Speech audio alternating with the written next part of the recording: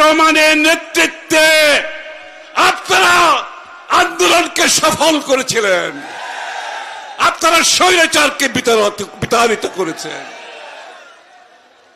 আজকে আমাদেরকে প্রস্তুত থাকতে হবে, যার জন্য আমরা সবাই এত ত্যাগ স্বীকার করেছি, গণতন্ত্রের জন্য, বাংলাদেশের মানুষের মালিকানা ফিরিয়ে দেওয়ার জন্য। সেই গণতন্ত্র যাতে কারো হাতে জিম্মি না হয়ে পড়ে। আমি কি বলছি বুঝতে পারছেন?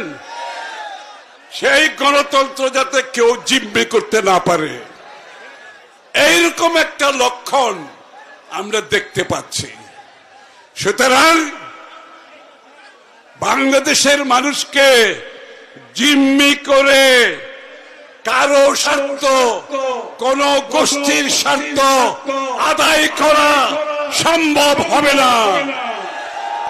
কারো যদি কোনো তাদের নিজস্ব কর্মসূচি থাকে, তাদের ভাবনা থাকে, দর্শন থাকে দেশকে নিয়ে, তাদেরকে জনগণের কাছে যেতে হবে। জনগণকে বাইরে রেখে দেশকে জিম্মি করে কারো স্বার্থ আদায় করতে দেওয়া যাবে না।